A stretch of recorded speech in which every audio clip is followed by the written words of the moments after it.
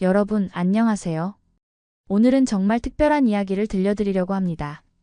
중앙아시아 우즈베키스탄에서 일어난 한 여성의 감동적인 이야기죠. 남편을 잃고 홀로 아들을 키우며 철도청에서 일하던 한 여성이 어떻게 우리나라의 KTX 기술과 만나 인생을 바꿔놓았는지 말입니다. 이 이야기 속에는 141 조기 납품이라는 기적 같은 성과와 보수적인 조직 속에서도 굴복하지 않은 여성의 의지, 그리고 기술을 넘어선 진정한 파트너십이 담겨 있습니다. 특히 마지막 부분에서 밝혀지는 충격적인 진실은 여러분들을 깜짝 놀라게 할 거예요. 지금부터 들려드릴 이야기가 마음에 드신다면 구독과 좋아요, 그리고 알림 설정 부탁드립니다.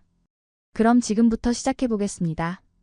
타시켄트 외곽, 해가 뜨기 전부터 기차 소리가 울려 퍼집니다. 아이다 누르바예바는 이 소리를 들으며 하루를 시작한 지 벌써 5년이 흘렀습니다. 42살의 아이다는 우즈베키스탄 철도청 기획실의 부서장으로 이 나라에서 보기 드문 고위직 여성 공무원이었죠. 하지만 아이다의 삶은 순탄하지 않았습니다. 남편 라시드는 우즈베키스탄 철도청의 베테랑 기관사였는데 5년 전 과로로 인한 심장마비로 세상을 떠났습니다. 그때 아이다의 아들 사밧은 겨우 18살이었죠.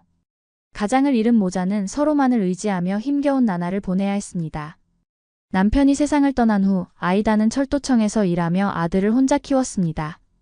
매일 새벽부터 밤늦게까지 일하면서도 아들의 대학 등록금을 마련하고 집안 살림을 꾸려나가야 했죠. 특히 우즈베키스탄의 낙후된 철도 시설 때문에 사마르칸트에서 타시켄트까지 매일 5시간씩 통근하는 국민들의 불만이 날로 높아졌습니다. 그러던 어느 날 대통령이 전격적으로 고속철도 건설 계획을 발표했습니다. 우즈베키스탄 역사상 처음으로 시속 200km 이상의 고속열차를 도입하겠다는 야심찬 계획이었죠. 아이다는 이 소식을 들으며 가슴이 뛰기 시작했습니다. 남편이 꿈꾸었던 현대적인 철도 시설이 드디어 현실이 될 수 있을까요? 하지만 조직 내부의 반응은 그리 호의적이지 않았습니다. 특히 러시아계 부국장 이반 체르노프는 공공연히 여성 리더십에 대한 불신을 드러냈습니다. 그는 회의 때마다 여성의 감정적 판단으로는 이런 대형 프로젝트를 성공시킬 수 없다며 아이다를 견제했죠. 이반은 러시아의 기술력을 믿어야 한다고 주장하며 아이다가 제안하는 다양한 국가들과의 협력 방안을 번번이 반대했습니다. 아이다는 우즈베키스탄 철도청에서 일하면서 수많은 어려움을 겪어야 했습니다. 남성 중심의 보수적인 조직 문화 속에서 여성으로서 인정받기란 쉽지 않았죠. 동료들은 겉으로는 예의를 갖추지만 중요한 결정을 내릴 때면 항상 아이다를 배제시키려 했습니다. 특히 이반 체르노프 부국장은 아이다의 가장 큰 걸림돌이었습니다. 그는 소비에트 연방 시절부터 이 조직에서 일해온 베테랑으로 러시아 기술에 대한 맹신을 갖고 있었습니다. 이반은 회의 때마다 우리에게는 러시아에 검증된 기술이 있다며 다른 나라와의 협력을 반대했죠. 하지만 아이다는 달랐습니다. 그녀는 남편이 생전에 자주 이야기했던 한국의 KTX에 대해 관심을 갖기 시작했습니다. 라시드는 한국의 철도 기술에 대해 늘 감탄하곤 했거든요. 한국 사람들은 기술만 파는 게 아니라 진심을 함께 판다는 것이 라시드의 말이었습니다. 아이다는 밤늦게까지 인터넷을 뒤져가며 한국의 철도 기술을 연구했습니다. KTX의 동력 분산식 시스템, 첨단 제어 기술, 그리고 무엇보다 한국이 다른 나라와 진행한 철도 프로젝트들에서 보여준 성실함과 책임감에 깊은 인상을 받았죠. 하지만 이런 아이다의 노력을 이반은 못마땅해 했습니다. 그는 동료들에게 여자가 감정에 휘둘려 비현실적인 꿈을 꾸고 있다며 아이다를 비하했습니다. 심지어 일부 동료들은 이반의 편에 서서 아이다의 제안을 무시하기 시작했죠. 그런데 놀라운 일이 일어났습니다. 아이다의 아들 사밧이 대학에서 철도공학을 전공하며 한국 기술에 대해 연구하고 있었던 것입니다. 사밧은 어머니가 한국 기술을 연구하고 있다는 사실을 알고는 크게 기뻐했습니다. 모자는 밤늦게까지 함께 자료를 조사하며 한국의 철도 기술력에 대해 더 깊이 알게 되었죠. 드디어 한국과의 첫 공식 만남이 이루어졌습니다. 한국수출입은행, 한국철도공사, 그리고 현대로템의 대표단이 타시켄트에 도착했죠. 아이다는 이 회의를 준비하며 며칠 동안 잠을 이루지 못했습니다. 이것이 우즈베키스탄 철도의 미래를 결정짓는 중요한 순간이라는 것을 알고 있었거든요. 회의장에 들어선 한국 대표단의 모습은 아이다의 예상과 달랐습니다. 그들은 화려한 프레젠테이션이나 과장된 홍보 대신 우즈베키스탄의 지형과 기후, 그리고 국민들의 실제 교통 수요에 대해 세심하게 질문했습니다. 특히 한국팀의 여성 기술자인 최정윤 박사의 모습이 아이다에게 깊은 인상을 남겼죠. 정윤 박사는 아이다와 같은 여성 엔지니어로서 기술적 전문성과 따뜻한 인간미를 동시에 갖춘 인물이었습니다.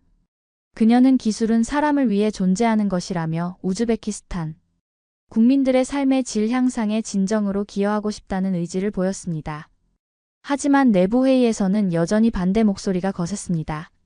이반 체르노프는 여성 감정에 휘둘려 비현실적인 선택을 하려 한다며 아이다를 강하게 비판했습니다.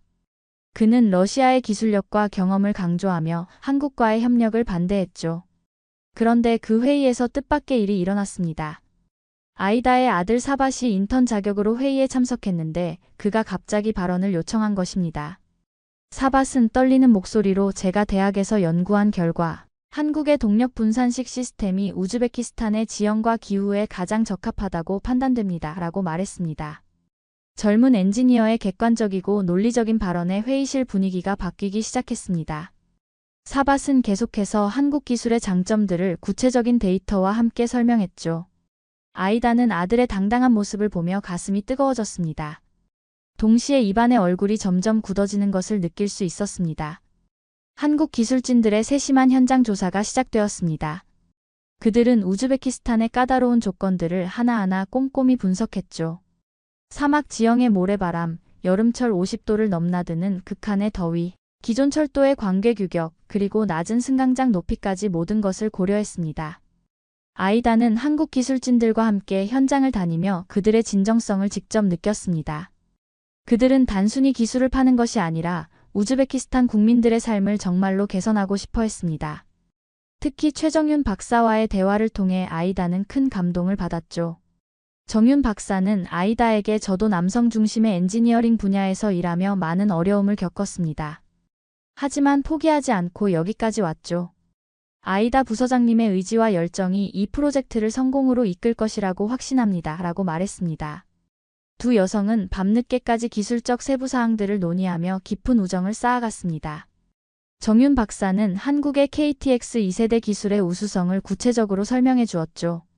동력 분산식 시스템의 장점, 디지털 제어 시스템의 안전성, 그리고 무엇보다 한국이 축적한 고속철도 운영 노하우까지 모든 것을 아낌없이 공유했습니다. 아이다는 이런 한국 기술진들의 모습을 보며 확신하게 되었습니다. 기술보다 더 중요한 것은 그들의 진심이다라는 것을 말이죠. 한국 사람들은 단순히 비즈니스를 하는 것이 아니라 진정한 파트너가 되고 싶어 했습니다. 하지만 이런 아이다의 확신을 흔들려는 세력들이 있었습니다. 이반 체르노프는 여전히 러시아 기술의 우수성을 주장하며 한국과의 협력을 반대했죠. 그는 일부 동료들을 설득하여 아이다의 제안에 반대하는 분위기를 조성하려 했습니다. 이반 체르노프의 방해 공작이 본격화되었습니다. 그는 러시아 현지 언론을 통해 한국의 KTX 기술력을 폄하하는 기사들을 퍼뜨리기 시작했죠. 한국 기술은 아직 검증되지 않았으며 우즈베키스탄의 극한 기후 조건에서는 제대로 작동하지 않을 것이라는 내용의 기사들이 연일 쏟아졌습니다. 아이다는 이런 상황에 큰 스트레스를 받았습니다.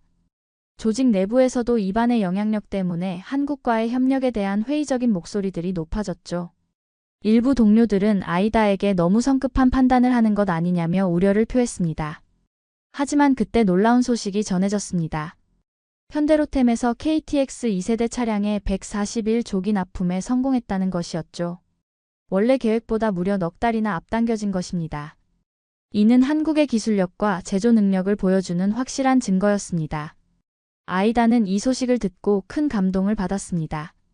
141조기 납품은 단순히 빠르게 만들어낸 것이 아니라 철저한 품질 관리와 완벽한 시스템 하에서 이루어진 것이었거든요. 한국의 기술력과 책임감을 동시에 보여주는 성과였죠. 이 소식이 전해지자 조직 내부 분위기가 급변했습니다. 그동안 한국 기술에 대해 회의적이었던 동료들도 141조기 납품은 정말 대단한 성과다라며 인정하기 시작했습니다. 이반 체르노프의 얼굴은 점점 굳어져 갔죠. 아이다는 이 기회를 놓치지 않고 아들 사밧을 우즈베키스탄 대표 엔지니어 연수생으로 한국에 파견하자고 제안했습니다. 사밧은 처음에는 부담스러워했지만 어머니의 진심을 알고 한국행을 결심했죠. 아이다는 아들을 배웅하며 내가 우즈베키스탄 철도의 미래를 짊어지고 있다고 말했습니다. 사밧은 한국 창원에 있는 현대로템 공장에 도착했습니다.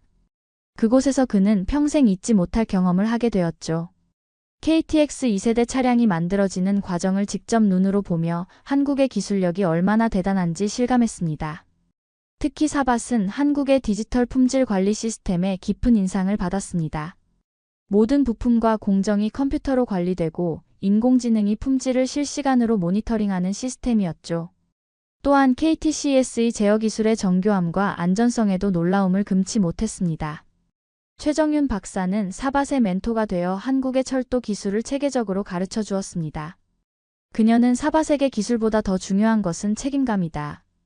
우리가 만드는 열차에는 수많은 사람들의 생명이 달려있다고 말했죠. 이 말은 사밧의 마음 깊숙이 새겨졌습니다. 사밧은 한국에서 3개월 동안 머물며 철도 기술의 모든 분야를 경험했습니다.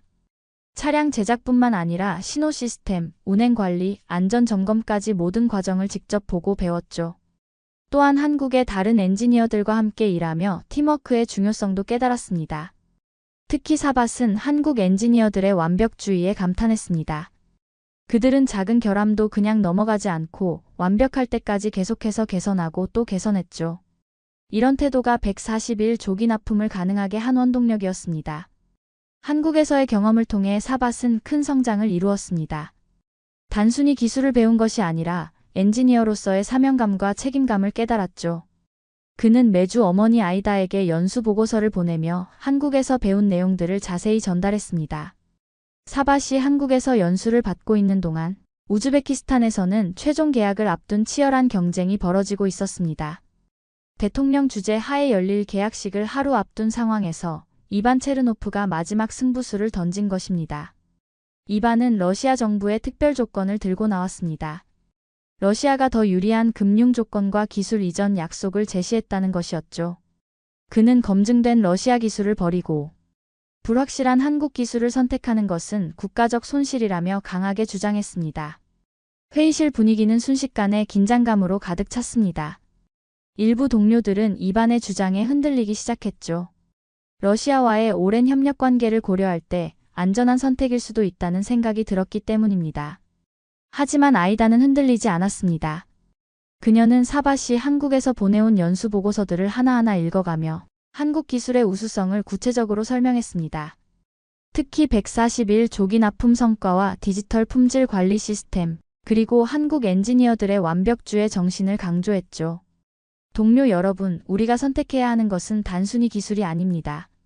우즈베키스탄의 미래를 함께 만들어갈 진정한 파트너입니다. 한국은 우리에게 기술만 주는 것이 아니라 꿈과 희망을 함께 주고 있습니다. 아이다의 감동적인 연설에 회의실이 조용해졌습니다. 그녀는 계속해서 제 아들이 한국에서 보내온 보고서를 보면 한국 사람들의 진정성을 느낄 수 있습니다. 그들은 우즈베키스탄을 진정한 파트너로 여기고 있습니다. 라고 말했습니다.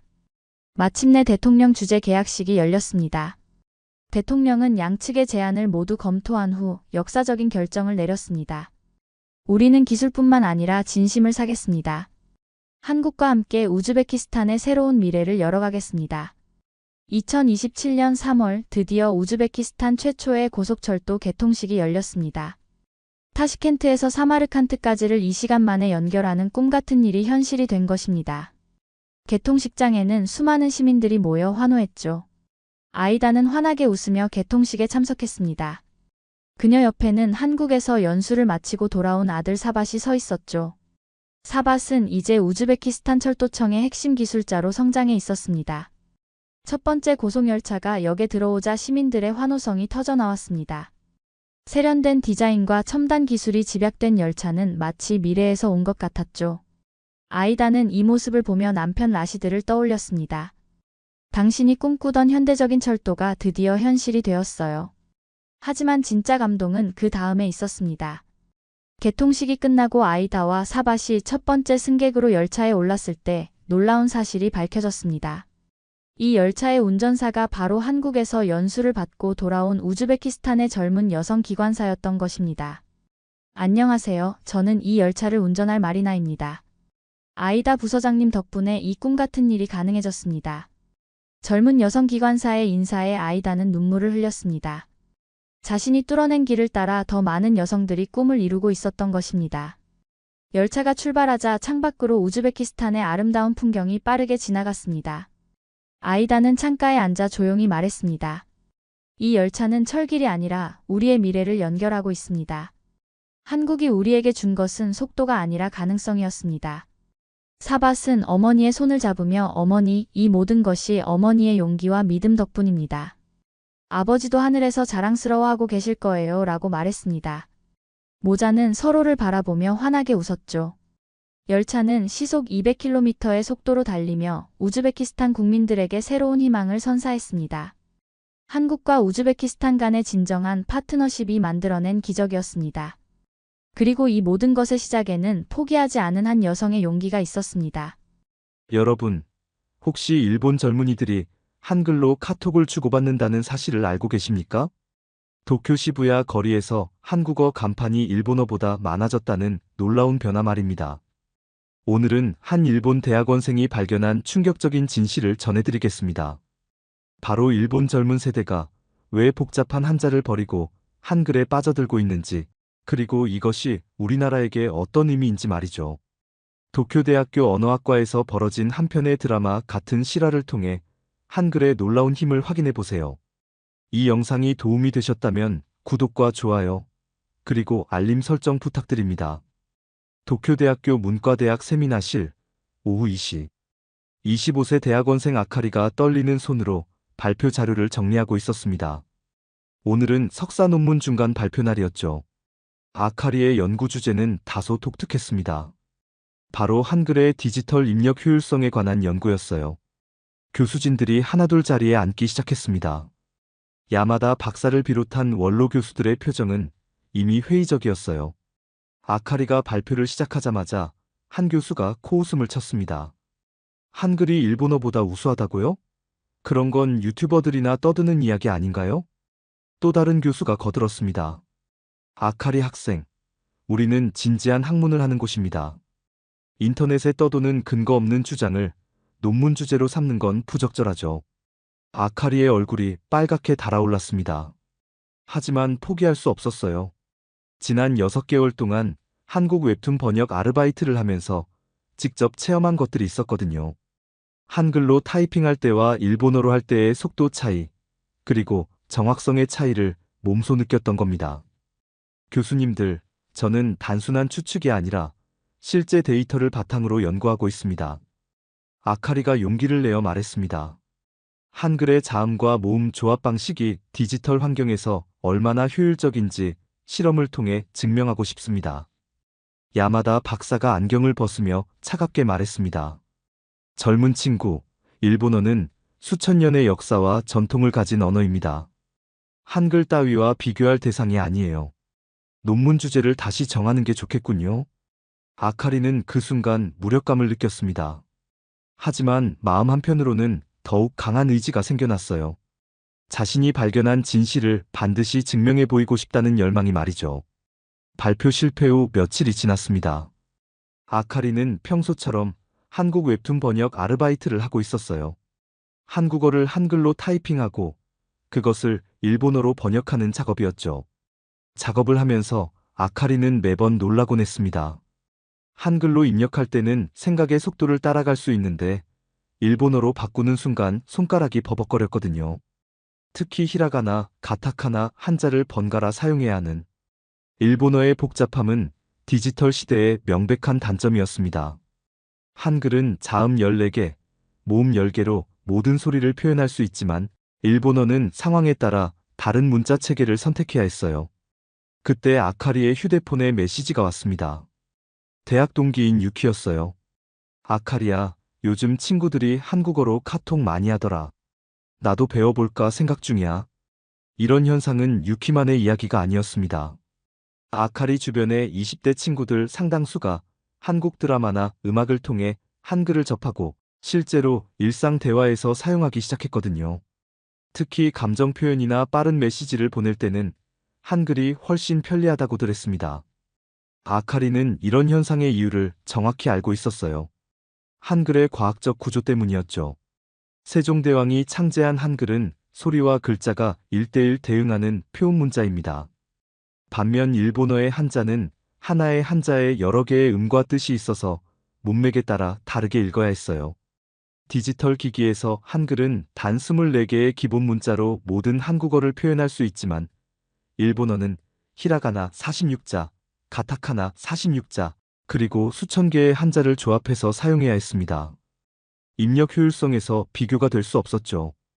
어느 날 아카리는 도쿄대 공학관에서 흥미로운 사람을 만났습니다. 바로 한국에서 교환학생으로 온 박진우였어요. 27세인 진우는 인공지능 언어 알고리즘을 전공하는 석사과정 학생이었습니다. 우연히 카페에서 마주친 두 사람은 언어에 대한 이야기를 나누게 되었어요. 진우가 아카리의 연구 주제를 듣고 눈을 반짝였습니다. 정말 흥미로운 주제네요. 사실 저도 비슷한 연구를 하고 있어요. 진우가 말했습니다. 인공지능이 언어를 학습할 때 한글이 다른 문자 체계보다 훨씬 효율적이라는 걸 데이터로 확인했거든요. 아카리는 깜짝 놀랐습니다. 자신의 가설을 뒷받침할 수 있는 전문가를 만난 거였어요. 진우가 계속 설명했습니다. 한글은 디지털 구조에 최적화된 문자예요. 이건 그냥 한국인의 자부심이 아니라 실제 데이터상 그렇습니다.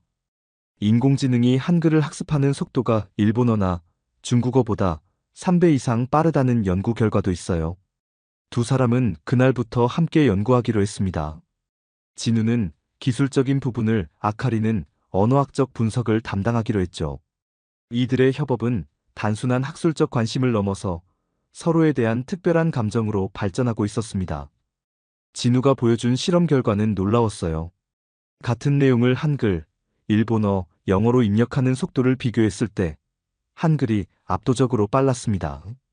또한 오타율도 현저히 낮았어요. 이는 한글의 조합형 구조 때문이었죠. 아카리와 진우의 연구가 본격화되면서 야마다 박사의 반발도 거세졌습니다. 야마다 박사는 일본 언어학계의 거물이었어요. 50년 넘게 일본어의 우수성을 연구해온 그에게 아카리의 주장은 받아들일 수 없는 것이었습니다. 아카리 군, 자네는 일본 문화의 정수를 이해하지 못하고 있어. 야마다 박사가 엄한 목소리로 말했습니다. 일본어의 한자는 단순한 문자가 아니야. 그 안에는 수천 년의 철학과 미학이 담겨 있다고. 하지만 아카리는 물러서지 않았습니다. 진우와 함께 수집한 데이터는 명확했거든요. 교수님, 존경하는 마음은 변함없습니다. 하지만 시대가 변했어요. 아카리가 조심스럽게 말했습니다. 디지털 시대에는 입력 속도와 정확성이 중요해요. 실제로 일본 젊은이들이 한글을 선호하는 이유도 여기에 있습니다. 야마다 박사의 얼굴이 붉어졌습니다. 그런 것들은 일시적인 유행일 뿐이야. 진정한 문화와 전통은 그런 것으로 흔들리지 않는다고. 하지만 현실은 달랐어요. 아카리가 조사한 바에 따르면 도쿄 지역 20대의 30% 이상이 일상적으로 한글을 사용하고 있었습니다. 특히 감정 표현이나 빠른 소통이 필요한 상황에서는 한글의 사용 빈도가 더욱 높았어요. 진우는 이런 현상을 기술적으로 분석했습니다. 한글의 블록 형태 조합은 터치스크린 환경에 최적화되어 있어요. 손가락으로 입력할 때 실수율이 현저히 낮죠. 두 사람의 연구는 점점 구체적인 성과를 보이고 있었지만 일본 학계의 벽은 여전히 높았습니다. 특히 야마다 박사의 영향력 때문에 아카리의 논문 발표 자체가 금지될 위기에 처했어요. 절망적인 상황에서 진우가 제안했습니다. 아카리, 서울에서 열리는 국제언어정보학술대회에 참가해보는 게 어때요? 거기서라면 편견 없이 연구 결과를 발표할 수 있을 거예요. 아카리는 망설였습니다. 일본을 벗어나 외국에서 발표한다는 것은 큰 결심이 필요했거든요. 하지만 자신의 연구를 세상에 알리고 싶은 마음이 더 컸습니다. 두 사람은 밤새 발표 자료를 준비했어요. 일본 젊은 세대 500명을 대상으로 한 입력 속도, 실험, 인공지능 학습 효율성 비교, 그리고 실제 사용 패턴 분석까지 모든 데이터를 정리했습니다. 특히 충격적인 결과가 있었어요. 같은 내용을 입력할 때 한글은 일본어보다 평균 40% 빠른 속도를 보였고 오타율은 60% 낮았습니다. 또한 한글을 학습한 일본인들의 디지털 소통 만족도가 현저히 높았어요. 서울행 비행기 안에서 아카리는 복잡한 심정이었습니다. 조국을 떠나 다른 나라에서 일본어의 한계를 지적한다는 것이 배신감으로 느껴지기도 했거든요. 하지만 진우가 손을 잡으며 말했습니다. 이건 일본을 비판하는 게 아니에요. 언어의 발전과 소통의 효율성을 추구하는 거죠. 국경을 넘어선 학문적 진실을 찾는 일이라고요. 서울 컨벤션 센터에 도착했을 때 아카리는 새로운 에너지를 느꼈습니다. 여기서는 자신의 연구가 순수하게 학문적 가치로만 평가받을 수 있을 거라는 기대감이 들었어요. 발표 전날 밤, 두 사람은 한강을 걸으며 마지막 점검을 했습니다. 아카리는 처음으로 한글의 고향에서 한글에 대해 이야기한다는 감동을 느꼈어요. 드디어 발표 당일이 왔습니다. 아카리는 떨리는 마음으로 연단에 섰어요. 청중들은 한국, 중국, 미국, 유럽 등 세계 각국에서 온 언어학자들이었습니다. 안녕하세요. 저는 도쿄대학교에서 온 아카리입니다. 아카리가 한국어로 인사하자 청중들이 놀라워했어요. 오늘은 디지털 시대의 언어 효율성에 대한 연구 결과를 발표하겠습니다. 아카리는 차분하게 데이터를 제시했습니다. 한글의 조합형 구조가 가진 디지털 최적화 특성, 입력 속도와 정확성 실험 결과, 그리고 실제 일본 젊은이들의 사용 패턴까지 모든 것을 과학적으로 증명했어요. 특히 인공지능 학습 실험 결과는 충격적이었습니다. 같은 양의 텍스트를 학습할 때 한글은 일본어보다 3.2배, 중국어보다 2.8배 빠른 처리 속도를 보였거든요. 청중들의 반응은 뜨거웠습니다. 질문이 쏟아졌고 아카리는 모든 질문에 명확한 데이터로 답변했어요. 발표가 끝나자 박수가 터져나왔습니다. 그런데 놀라운 일이 벌어졌어요. 맨 뒷줄에서 익숙한 실루엣이 일어나는 게 보였습니다. 바로 야마다 박사였어요. 그는 언제 한국에 왔을까요? 야마다 박사가 천천히 앞으로 걸어와 마이크를 잡았습니다. 아카리는 심장이 터질 것 같았어요. 스승이 자신을 공개적으로 비판할까봐 걱정되었거든요. 하지만 야마다 박사의 다음 말은 예상과 달랐습니다. 50년간 일본어만을 연구해온 늙은이로서 말씀드립니다. 야마다 박사의 목소리가 떨렸어요. 오늘 이 발표를 듣고 내가 평생 부정했던 것이 맞았을지도 모르겠군요. 전 청중이 숨을 죽였습니다. 일본 언어학계의 거장이 자신의 제자 앞에서 인정의 말을 하고 있었거든요. 학술대회 이후 일본으로 돌아온 아카리에게는 예상치 못한 일들이 기다리고 있었습니다. 서울에서의 발표 내용이 일본 언론에 대대적으로 보도된 거예요. 일본 젊은 층 30%, 일상 대화를 한글로 한다는 자극적인 헤드라인이 각종 매체를 장식했습니다. 아카리의 연구는 단순한 학술 논문을 넘어 사회적 이슈가 되어버린 거죠. 일본 최대 방송국 NHK에서 연락이 왔어요. 다큐멘터리 제작진이 아카리를 주인공으로 한 프로그램을 만들고 싶다는 거였습니다. 제목은 디지털 시대의 언어혁명 한글이 온다였어요. 촬영 첫날, 아카리는 도쿄 시부야 거리를 걸었습니다. 정말로 한국어 간판들이 곳곳에 보였어요. 한국 화장품 매장, K-팝 굿즈샵, 한국 치킨집까지. 젊은이들은 자연스럽게 한글이 섞인 대화를 나누고 있었습니다. 오빠, 이거 대박이야. 진짜 예쁘다, 헐. 이런 표현들이 일본 젊은이들의 일상 언어가 되어 있었어요. 아카리는 카메라 앞에서 이런 현상을 설명했습니다.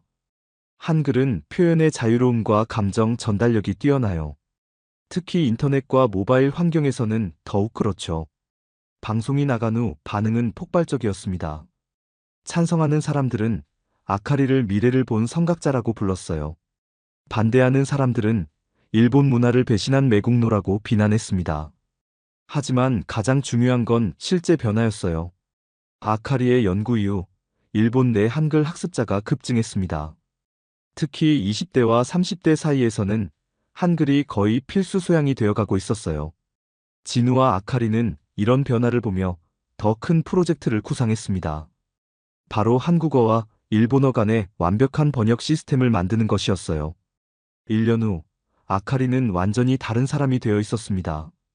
일본 내에서 한글 디지털 전도사로 불리며 각종 강연과 세미나를 진행하고 있었어요. 야마다 박사는 이제 아카리의 가장 든든한 지지자가 되었습니다. 어느 봄날, 아카리는 야마다 박사를 찾아갔어요. 손에는 한글로 정성스럽게 쓴 편지가 들려 있었습니다. 스승님께 편지는 이렇게 시작되었어요. 제가 한글로 이 편지를 쓰는 것은 스승님을 무시해서가 아닙니다. 오히려 새로운 가능성을 보여드리고 싶어서예요. 야마다 박사는 편지를 읽으며 미소 지었습니다. 한글을 배운 지 1년 만에 이렇게 유창하게 읽을 수 있게 된 자신이 신기했어요. 편지의 마지막 부분이 특히 감동적이었습니다. 언어는 경쟁하는 것이 아니라 소통하는 도구입니다. 한글과 일본어가 함께 발전하며 더 나은 미래를 만들어갈 수 있다고 믿어요. 스승님, 이제는 새로운 세상을 보셔야죠. 그날 저녁 아카리와 진우는 그들이 개발한 번역 앱의 최종 테스트를 마쳤습니다. 한국어와 일본어 간의 실시간 번역이 99% 정확도로 가능해진 거예요. 이는 한글의 규칙적인 구조 덕분이었습니다. 도쿄 야경을 바라보며 아카리는 생각했어요. 자신이 처음 한글의 아름다움을 발견했던 그날부터 지금까지 모든 것이 기적 같았다고. 언어의 경계를 넘어 사람과 사람을 연결하는 것, 그것이 진정한 소통의 힘이라는 걸 깨달았습니다. 일본 젊은이들이 한글에 빠져든 이유는 단순히 유행이 아니었어요. 디지털 시대에 가장 효율적이고 아름다운 문자를 만난 것이었습니다. 그리고 그 중심에는 세종대왕의 위대한 창조 정신이 있었던 거죠. 오늘 이 이야기를 통해 우리는 한글의 소중함을 다시 한번 확인할 수 있었습니다. 우리가 매일 사용하는 한글이 얼마나 과학적이고 뛰어난 문자인지 말이에요.